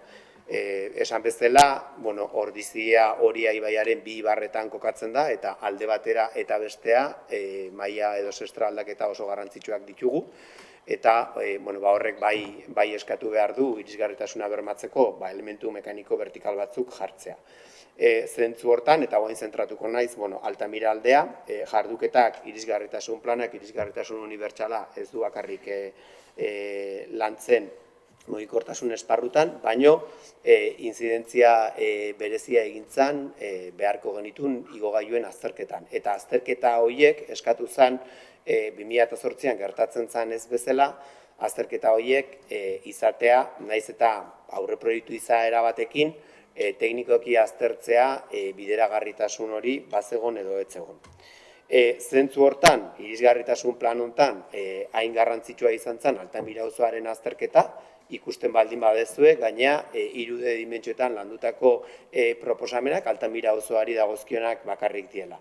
Lehenengoa izango litzateke tximista eta Altamira estadioko zestra handi hori gainditzen dona, eta bigarrena, eta garrantzitsuna, neroni ere hartu nituna erabate harriduraz eta txuntituta utzi nituna, ze irisgarritasun plan honek, ja ez tximistatik edo herritik Altamira auzorako irisgarritasuna, baizik eta Altamira auzo barruko irisgarritasuna ere soluzionatzen zon, teknikoki okorroraino, bi igogailun bidez, okorro eta ez okorro bakarrik, bizilagun elkartea ere konektatuta, eta hor bidez berdinetatik, Altamira kaletik eta Goruntz, esan dezagun San Ignazioraino osatzen den auzo hori, ze denak ezautzen dut ze desnibela dagon, soluzio teknikoa ja planteatzen zen.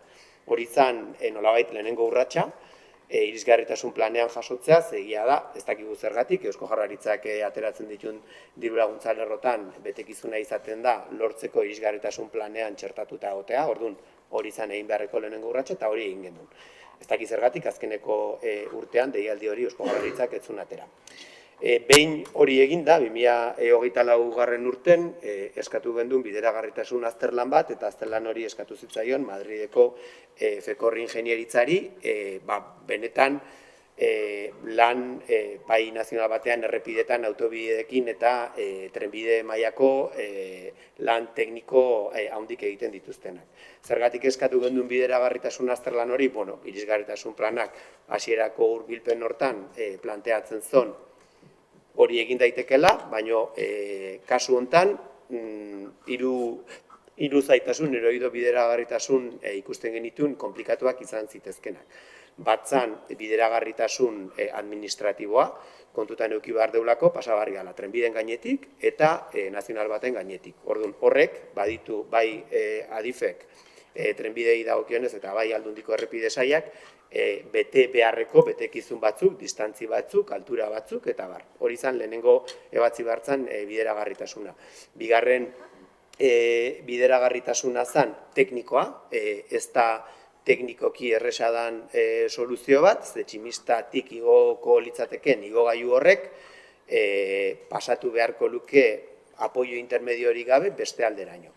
Zeatik ezin dugun jarri hor erdibideen apoio bat, berez gaur egun badago tarte bat, baina badakizue askotan hitz egin dalako trenaren desbideak eta balizko horrekin, orduan ezin dugu hipotekatu hor gelditzen den lursail txiki hori, poste bat jarrita, ze printzipioz trenbidea lekuz mugituko da. Orduan horrek jartzen zon bigarren handicap bat, dela bideragarritasun teknikoarena, eta azkeneko bideragarritasuna zen ekonomikoa, badakizue dena dela posible, baina baliabideak ez dira infinituak. Orduan, txosten horrek bai aztertzen ditu hiru bideragarritasun horiek, eta ondorioa da bideragarria dela. Administratiboki kontsultak egin dira adifen eta errepide sailean eta printzipioz eskatzen dien galibo altura eta eskatzen dien eskakizun guzti horiek betetzen ditugu. Teknikoki, hor ikusten dezue soluzio tekniko bat izango litzatekena, zertxan moduko bat, baina teknikoki ere posible da praktikamente 60 metro ditun pasarela bat egin alizatea, eta ekonomikoki ere bai planteatzen zen soluzio horren nolabaiteko hasierako aurreikuspen bat, 1,5 euroko kostua izango lukena. Egia da horrek momentu batzutan bere bideragarritasuna hortxe zalantzan jartzen dula, baina baita ere kontutan eduki behar da, laguntza ezberdinak edo kudeatu beharko ditugula eta hartu beharko ditugula. Bideragarritasun azterlan hori nahiko xumea da, baina bai aztertzen ditu hemen esan bezala, altuerak, errepideak bete behar ditun baldintzak eta ze distantziak ematen dian, eta aztertzen ditu baita egun dauden instalazioetan egin beharko genituzken aldaketak, ze hor bere garaian ere konsulta egin gendun, ze badakizue montainitatik badagola horra aeroan doan Iberdrolako nolabaiteko tendido bat, eta hori izango zen hemen berden ikusten dena, ikusten dezu da justo pasarela erdin gelditzen dena, eta hori soterratzeko aukera ere kontsultatu zen, eta hori ere bideragarria da. Orduan, urratxoiek eman ditugu, eta azkeneko bideragarritasuna izango litzateke zeinena dan terren hori. Ze hor daukagu, azkeneko nolabaiteko handicap bat. Hemen ikusten dezue urdinez markatuta dauden jabegoiek, pribatuak dira eta ikusten dezuen bezala, hor tarten, igogailua atera barko litzateken tximistako etxe horren inguruan dagoen terren hori pribatua. Zentzu hortan ere, bai, sukaldeko lana egin dugu, eta jabego hori eskuratzeko kudeaketa 2023-tik 25-era lantzen ibiliga, eta berandu baino lehen, ez dakit urtea bukatu baino lehen, bestela urtea hasieran, segurazki, plenontara etorriko da, hitzarmen urbanistiko proposamen bat, nun etxe horren jabegoak eta Billakarmeneko jabegoak modu konjunto batean, bai proposatzen duten arau subsidiarioetan aldaketa bat, tximistako eremu guzti hori eta moratuz azaltzen den guzti hori publikoa gelditzeko, eta Billakarmenen gelditzen den orube zati hortan, bustuntzan dauden bloke horien antzeko bloke bat egiteko. Horrekin, udalak lortuko luke berez pribatua den lursai hori aurrera eramateko igogailu hori. Orduan, honea arte esan da, urratsak ematen jungea, eta oraintxe bertan badakizue, azterketa sozioekonomiko bat eskatu degula, Altamira auzoa espresuki aztertuko duguna, eta konparatuko duguna, orokorrean herri mailan daukagun parametro sozioekonomikoetan bizi mailakin, begiratzen nahi gehalako Europatik zuzenean auzoak eraberritzeko dauden diru laguntza potente batzuk, eta uste dugu diru laguntza horiek lortzeko guk izan ditzazkegun iritzi horiek askotan tamalez ere aurriritzi batzuk, azterketa objektibo batekin justifikatu behar ditugula, etxe bizitza diagnostikoan ikusten zielako zantzu batzuk, populazioaren zartzaroa, zenbat pertsona bizidian, etxe bakoitzan, gutxi gora bera ere bizilagunen jatorria nola banatzen den, orduan azterketa horrek bai emango digu ikerketa soziologiko objektibo bat, oinarri izango dana guk beste diru laguntza batzuk eskatzeko, ze igogailu hauek, eta batez ere Tximista eta Altamira lotuko duen igogailu honek, bi helburu nagusi ditu. Bat, logikoki, mugikortasuna da, hori inorrek ez du zalantzan jartzen, baina bestea da, poliki-poliki aldentzen doan auzo bat herriarekin konektatzea. Poliki-poliki disgregatuta gelditzen ari den auzo hori, fisikoki, bertan bizidien bizilagunak, ordizira zentrora erakartzea. Beraz, hau dena da kontatu diezagukezuena, eta zentzu hortan ere esan, azkeneko urte honetan irisgarritasunean ere urratsak eman ditugula, Barna Kulturetxen igogailua jarri zen, urteak genera matzan entzuten ezinezkoa zala, eta igogailu bat jarri da, entreplanta eta maila guztia konektatzen dituna. Zuaizti zentroan ere bigarren igogailua jarri da, eguneko zentroak zituen beharrak asetzeko, baino baita ere, hor jaso genitun gabeziak zuzendu behar izan dira, hiperokupatuta dagoen zentro hortan, bigarren eskailera bat jarri behar izan degulago larrialdi araudia betetzeko eta zuten aurkako neurriak betetzeko eskailera guztiak ere babestu behar izan ditugulako. Barretxe jakesen ere gizarte zerbitzutan gaur egun igogailua ez dagoen eraikin hortan proiektua egina dago eta diru laguntza eskatuta ere bai. Eta momentu hontan bukatzen ari die Herriantzoki Domingo Onano plazan, Herriantzoki eta Domingo Onano, Etxezarreta kalea eta Domingo Onano plaza lotuko ditun igogailua proiektua idazten ari die, eta beste aldean Zuaizti eta Bazterretxe lotuko duten igogailuko proiektua egiteko aurrekontuak eskatzen ari gara.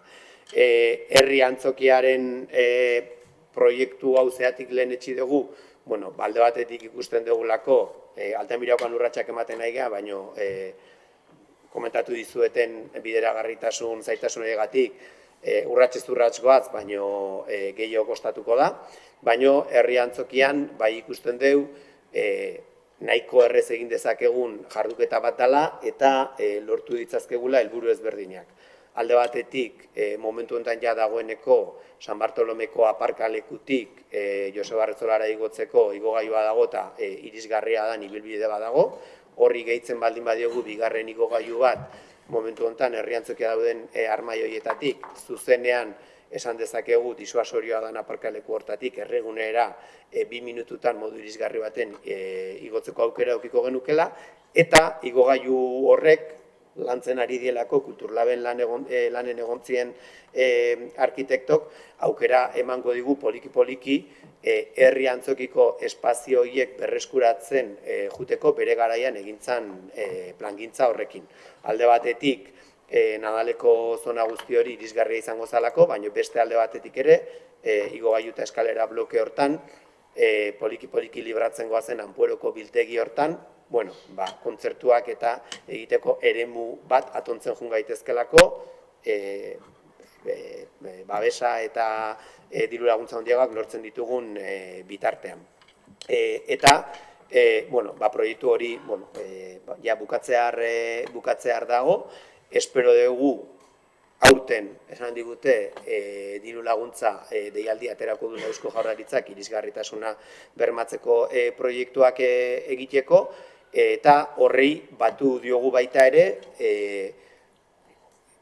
ibilbidea irisgarria izan dadin San Bartolomeko baju-bajuna daun puntutik Santa Maria kaleraino, hor ere azterketa egin dugu eta azkenean lortu dugu enkajatzea delikatuzeko lateral hortan Etxezarreta eta Santa Maria kalen dagon ibilbide hortan arrapala bidezko ibilbide irisgarri bat sartzea. Beraz, gure aldetik pixkatoi adirazi nahi genizuen, baina ez dakigu zentzu baten, ja pleno hontan onartuta dauden egitasmoiekin eta planteatutako aukera horiekin, ez dakit ideia lehiaketa hori nola planteatu nahi zenuten, baina uste deu, kompromiso irmoa daukegula irisgarritasuna hobetzearekin eta batez ere Altamirako igogailu hori, berandu baino lehen, egia izan dadin lortzeko prozesuakin, ez? Eta,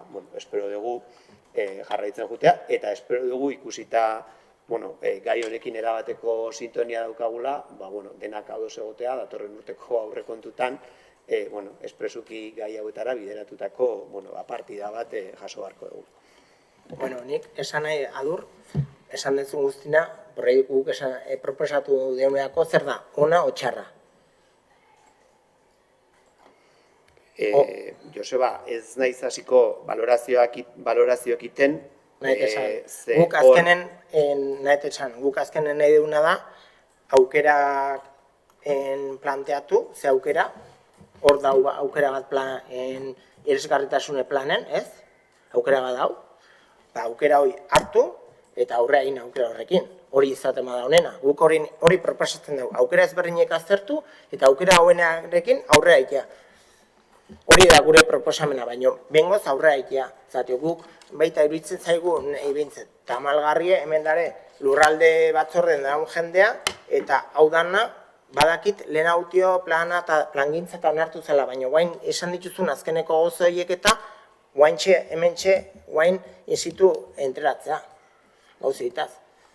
Herri antzokina eta beste batzuk. Orduan, gare batzorde batzutan eta emdare jendea lurralde batzorden darenak eta ezakite honi berri. Usten dut, eta zuek ere ezakitakizuen, o bakizuen, baina gu bintzet ez. Eta guain, honeak erberra izatea gai hau, eta zuk hau dana azaltzea hemen oso positiboa da, ikusten dut landu dala, eta horreatio esaten dutena ona da, bai. Erantzun izango zen eurtz, bai, ona da. Baina guk eskatzen duguna da aurrera itea. Hori bakarrik.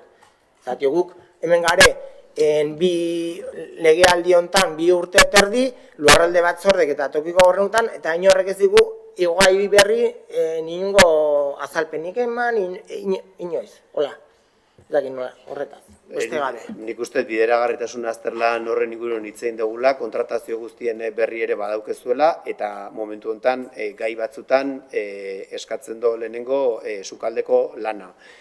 Eta berriro insistituko dut, zuen eskaera hori berriro irakurri, eta ez naiz valorazioetan sartuko, irakurri zer esaten dezuen. Hor, eskatzen nahi zeaten gauza batzuk onartu dieplen hontan, onartu dituzue zuek, eta daude webgunen. Altamira auzoari dagozkionak. Irtenbideak, ez irtenbideak aztertuta daude eta hor daude. Hortik gero beste desarrollo bat egiten da, eta momentu batzutan, proiektu batzuk aztertzen dira eta ikusten da atera daitezken edo ez. Hor momentutan jabegoarekin dago tema ez dut esango delikatu bat, baina jabegori lortzea,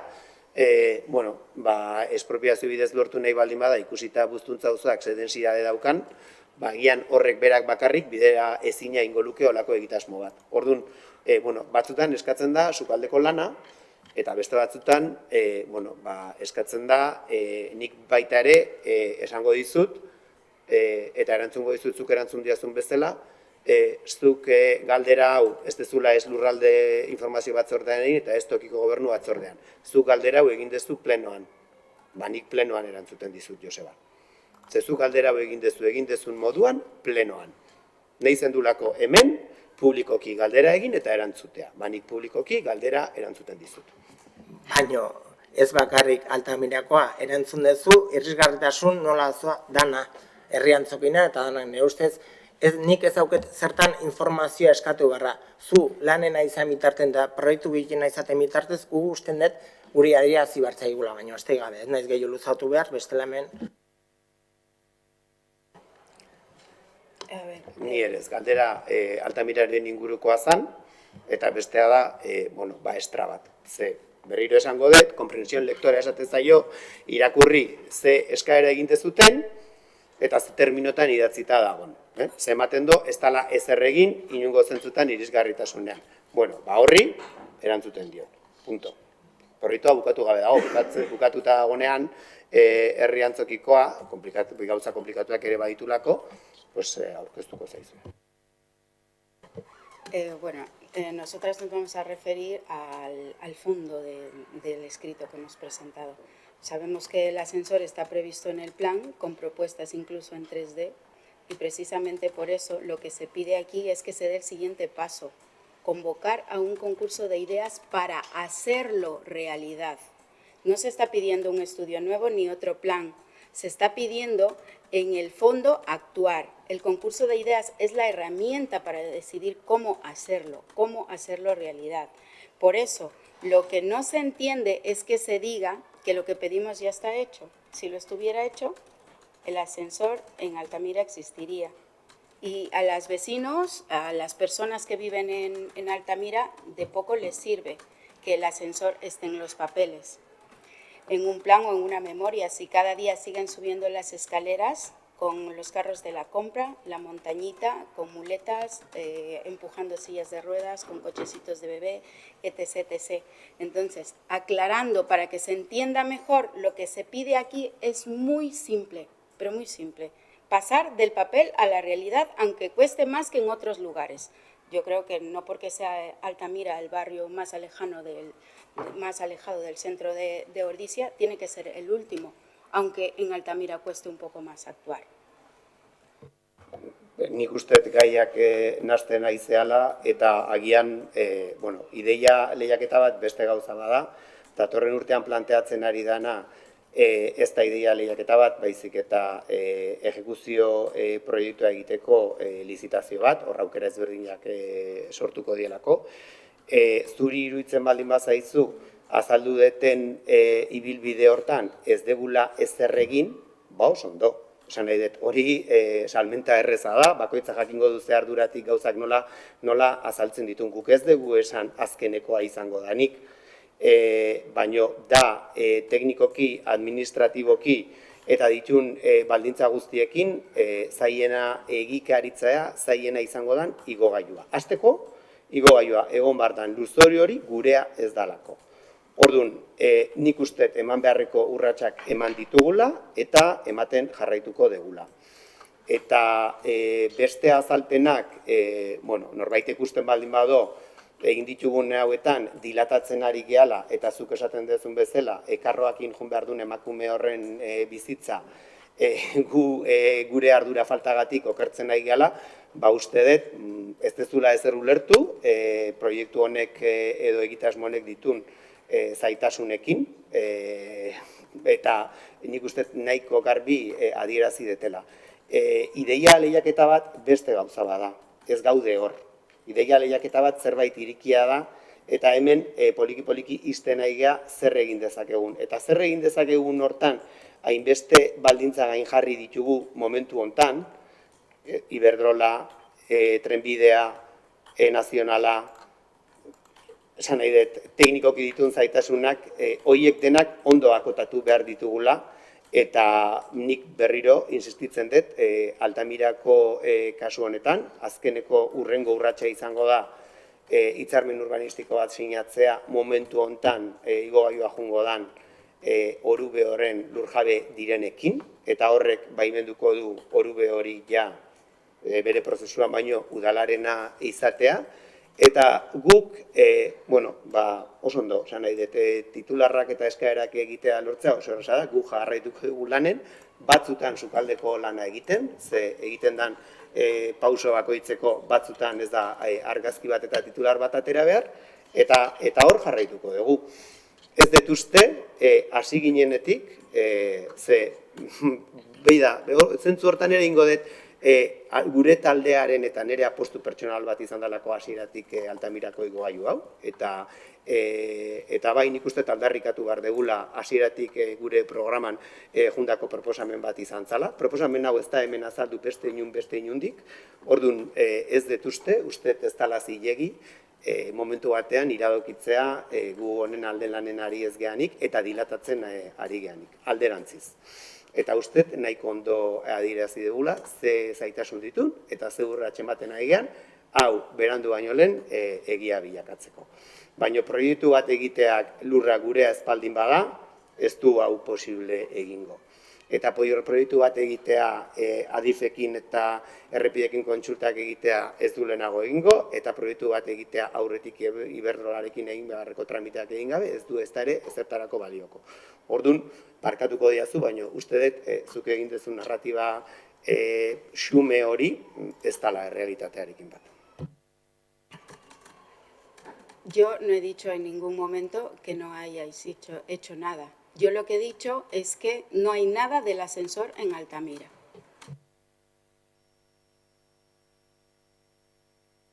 Bueno, yo por mi lado decir que esto apuesta es mucho decir, ¿no? Yo creo que es la apuesta de todos, así lo hemos trasladado en los presupuestos.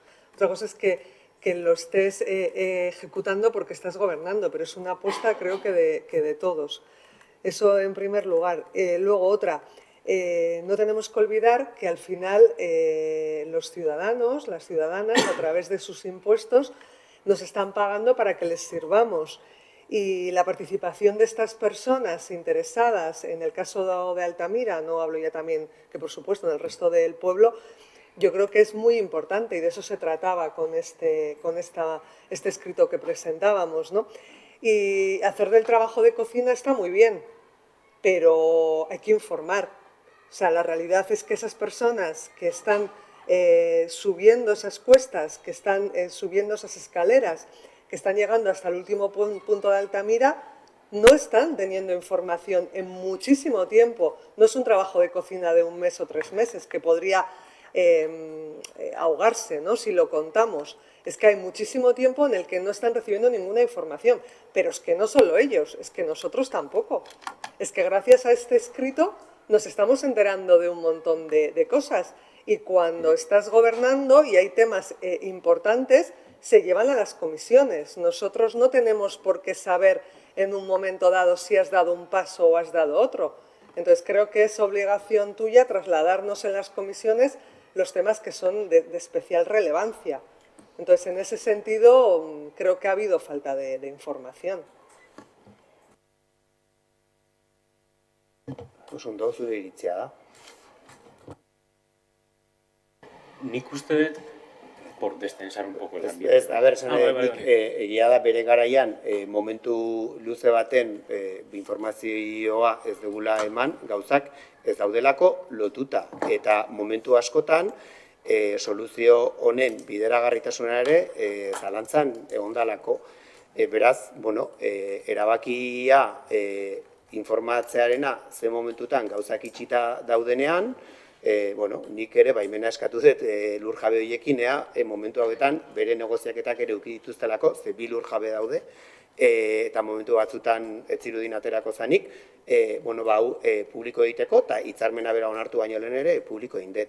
Eta gogoratuko dut, soluzio ontara edo iritsi ginela soluzio teknikontara, ze beste batzuk ere landu genitun, eta hau da bereziki bizilagunekin adostutako beraieko ontzat ematen zuten soluzioa. Ze bazeuden beste batzuk errepidearen bestaldean edo planteatzen zienak, eta bizilagunengatik jasotako kontrakotasunak, batez ere adineko pertsonak eta emakumeak, ez zutelako bat ere segurua ikusten maiutzera igaro behar izate hori igogailua hartzeko, eta hor iluntzetan eta ikusten zituztelako segurtasun baldintzak ez ziela beteko, postua hartu zen, egin zen, egitasmo teknikoki asko zailagoa eta arazo asko gehiago ditun, honena, baita ere, asko zobea izango dana konektibitate aldetik. Bai, informatu behar da batzutan, baina informatu behar da benetan ziurtasuna daukagun gaietaz. Eta hemen eman ditugun urrats hauek berez komentatu ditugu eta kontratazioak ere aipatu ditugu, eta itxi arte gaiak, zuei irudituko zaizu informazioa ez zaizula eman, baina berriro insistituko dut, informazioa eskatzeko ere gune ezberdinak daude, eta hemen gaude honi buruz hitz egiten. Orduan, informazioa eskatzea nahi bat zan, baina, eta argi esango dut, gu ataka baten jartzea, ere bai. Orduan, informazio hauek lurralde batzordean landu daitezke, bi norabidetan. Zezuek ere honen inguruan, gaur arte ez dezue zer galdetu. Orduan, onartu dezaket momentu batzutan esatea informazioa ez dezuela jaso, gai batzuen inguruan insistitzen dut, itxita oraindik ez dauden gai batzuen inguru, baina zuek ere ez dezute galdetu.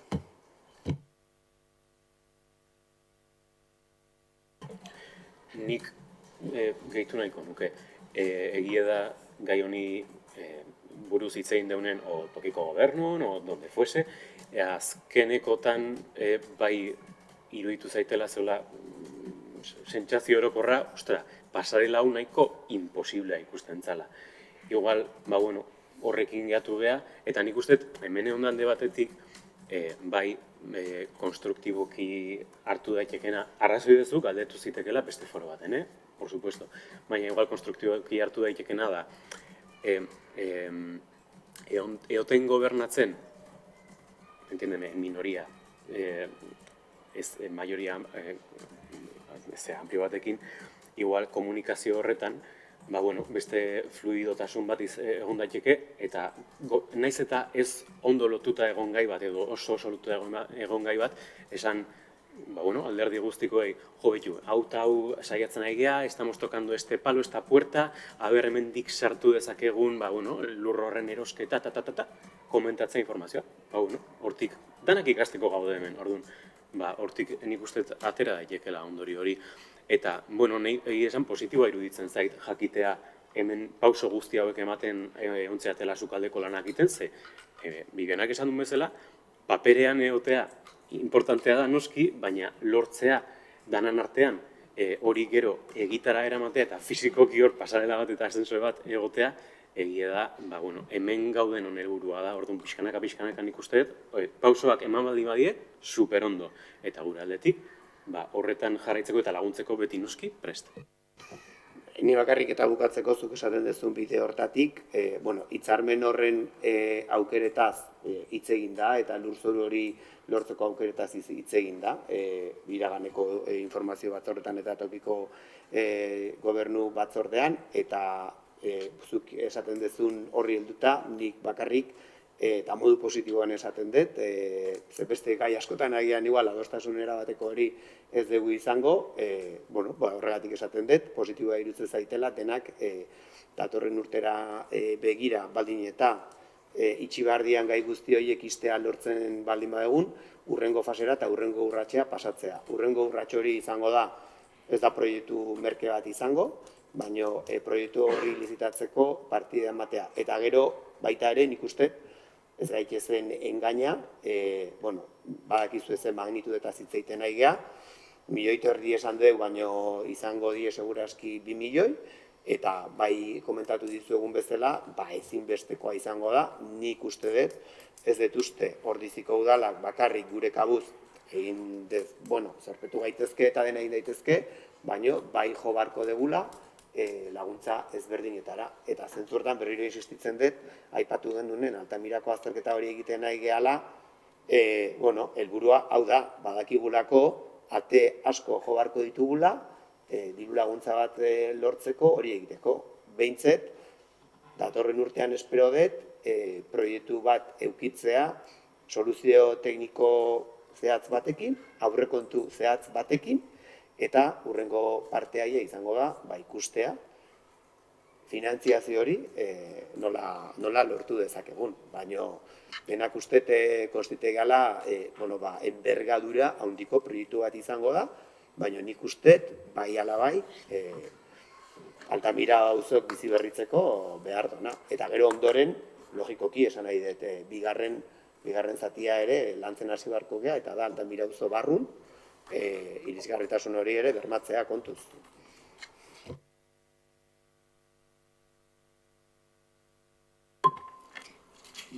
Zerbait gehiago esateko, bozkatzen dugu. Aldeko bozkak, aurkako bozkak, abstentzioa, onartuta gelditzen da.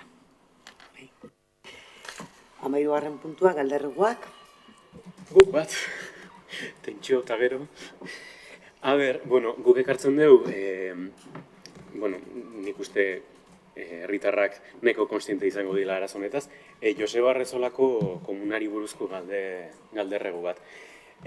Pixkat, mai gainean jartzeko edo herritarrai azaltzeko, gutxi gora bera iraila hasieran usteet kendu zala komun automatikoa eta irik izan guain bomberia zarrean irik izan komun estrukturala, digamos, fijo bat.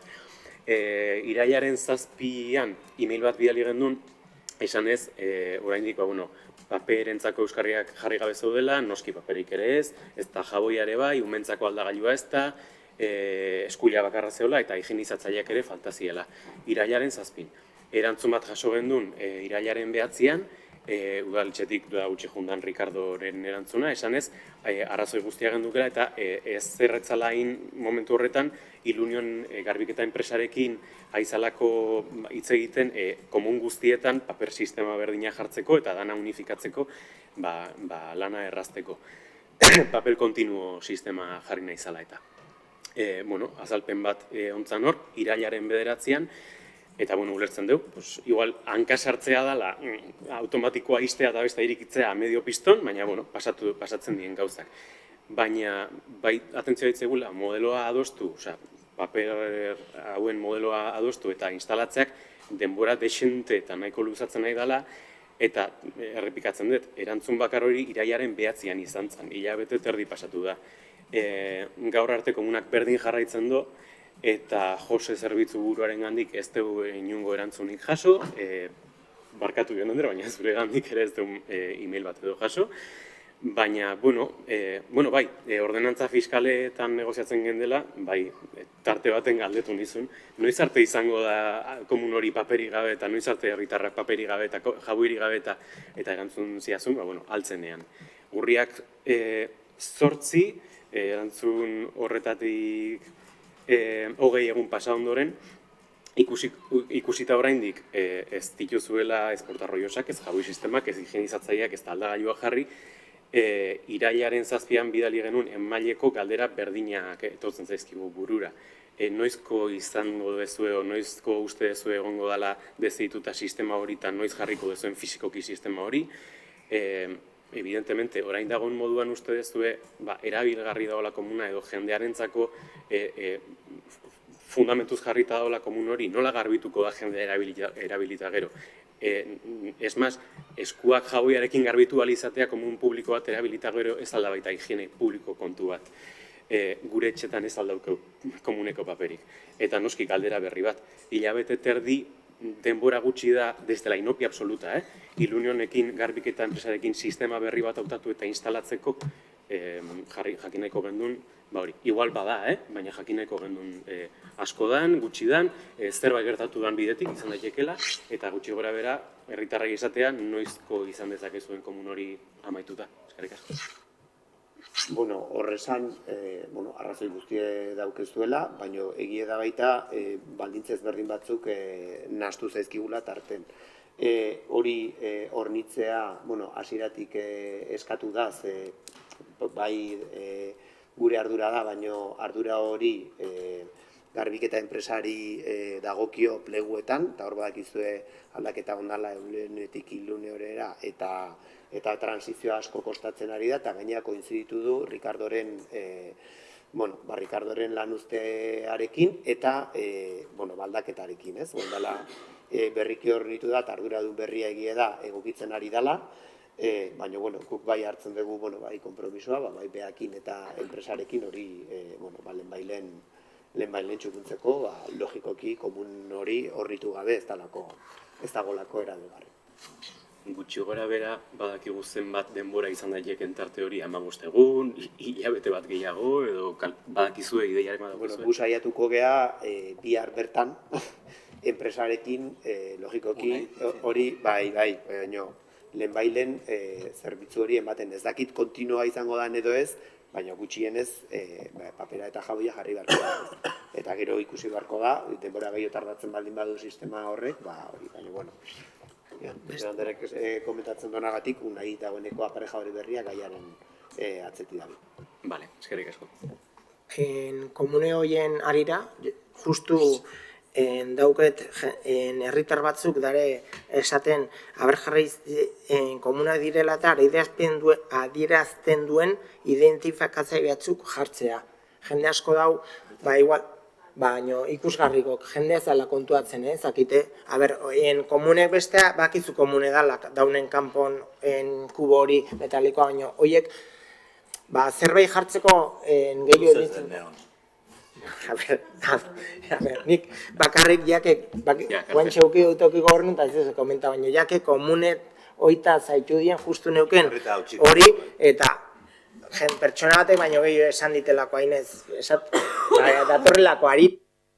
Bai, ez maz, horren arira baita, eta horrela puntatzen dezue, adibidez, nola ditzen dagoen parke hau, Orejan, Bilordi parkeko komunetan jarri izan ituzten plakita brailekin eta ez dakit eroidan plaka, despegatu dan, baina ez dauke letre hori gila. Dago plaka bat, baina ez dauke zer inskribatuta. Okendu dute, orduan, igual repasotxo bat orokorren komunetako anuntziotako plaka horiei ondo legoke.